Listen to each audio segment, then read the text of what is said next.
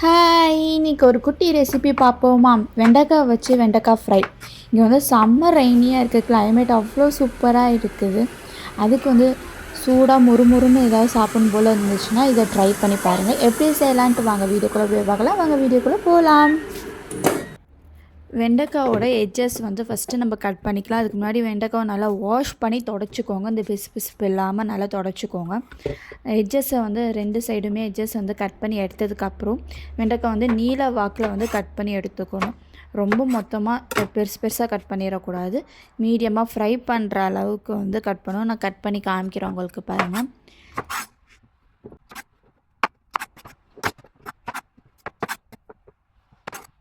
இது மாதிரி வந்து நீங்கள் கட் பண்ணி எடுத்துக்கலாம். கட் பண்ணிவிட்டு எல்லா வெண்டைக்காவையும் நம்ம வந்து பவுலில் போட்டுக்கலாம் ஃபஸ்ட்டு.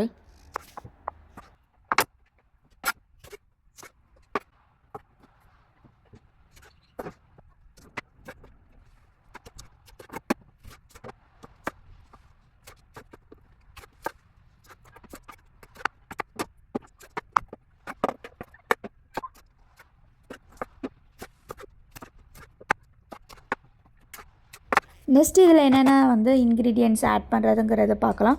ஃபஸ்ட்டு வந்து ஒரு சிட்டிகை அளவுக்கு கொஞ்சமாக வந்து மஞ்சள்தூள் ஆட் பண்ணிக்கலாம். அதுக்கப்புறம் 1 டீஸ்பூன் வந்து கரம் மசாலா, அப்புறம் 2 டீஸ்பூன் வந்து ரெட் சில்லி பவுடர்.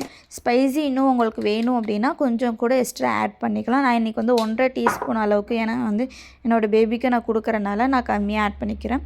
உங்களுக்கு வேணால் இன்னும் கூட கொஞ்சம் ஆட் பண்ணிக்கலாம் ரெட் சில்லி பவுடர். அதுக்கப்புறம் வந்து சால்ட் அண்ட் பெப்பர், உங்களுக்கு தேவையான அளவுக்கு வந்து சால்ட் அண்ட் பெப்பர் வந்து ஆட் பண்ணி நல்லா மிக்ஸ் பண்ணிக்கோங்க.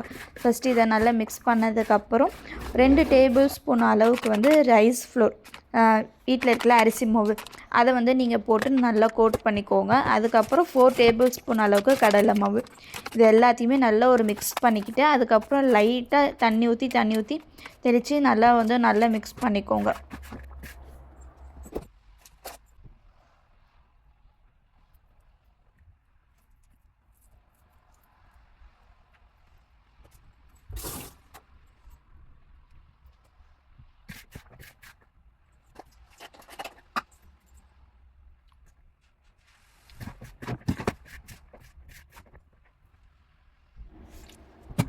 நல்லா மிக்ஸ் அதுக்கப்புறம் எண்ணெயை காய வச்சு நம்ம போட வேண்டியது தான். இப்போ பாருங்கள், நல்லா எண்ணெய் வந்து காஞ்சிருச்சு. நம்ம வந்து ஒன்று ஒன்றா போட ஆரம்பிக்கலாம்.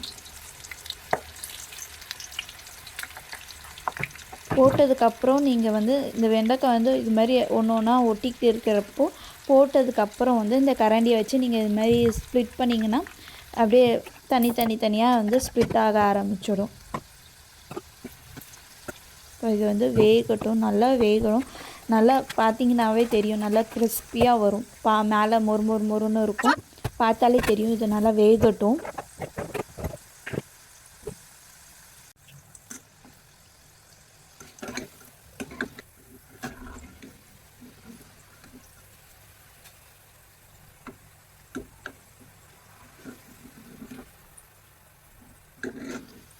பாருங்கள், இப்போ நல்லா கிறிஸ்பி ஆகிடுச்சு. நம்ம இப்போ வந்து எடுத்துடலாம். எடுத்து நம்ம ஒரு பிளேட்டில் போட்டுடலாம், சாப்பிடலாம். அப்புறமா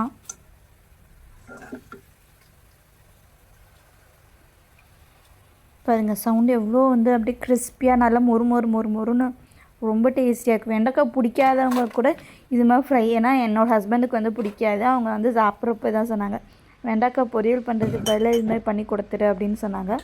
வெண்டைக்காய் பிடிக்காதவங்க கூட இது மாதிரி பண்ணி கொடுத்தா சாப்பிடுவாங்க. செம்ம சூப்பராக. நம்மளுக்கு வந்து உடனே பண்ணணும் அப்படிங்கிறப்போ வெண்டைக்காய் இருந்துச்சுன்னா இதை டக்குன்னு நம்ம வந்து ஒரு 10 to 15 மினிட்ஸ் கூட இதை வந்து டக்குன்னு பண்ணிடலாம். நம்ம சூடாகவும் சாப்பிடலாம், நல்லா கிறிஸ்பியாக நல்லா டேஸ்டியாகவும் இருக்கும். கண்டிப்பாக இதை வந்து ஒரு சில்லான ஒரு கிளைமேட்டாக இருக்கிறப்போ, நம்மளுக்கு எதாவது சாப்பிடணுங்கிற க்ரேவிங்ஸ் இருக்கிறப்போ இதை சாப்பிட்டு பாருங்கள். இதை சாப்பிட்றப்போ அந்த ஃபீலே ஒரு நல்ல ஒரு ஃபீலாக இருக்கும். சாப்பிட்டு எப்படி இருந்துச்சுன்ட்டு கமெண்ட்டில் சொல்லுங்கள். இது மாதிரி வீடியோஸை பார்க்குறதுக்கு என்னோடய சேனலை ஃபாலோ பண்ணிக்கோங்க. இந்த மாதிரி வீடியோஸ் உங்களுக்கு பிடிச்சிருந்துச்சுன்னா லைக் பண்ணுங்கள், ஷேர் பண்ணுங்கள், சப்ஸ்கிரைப் பண்ணுங்கள். பக்கத்தில் இருக்க பெல் ஐக்கானையும் கிளிக் பண்ணிக்கோங்க. Tata, bye bye.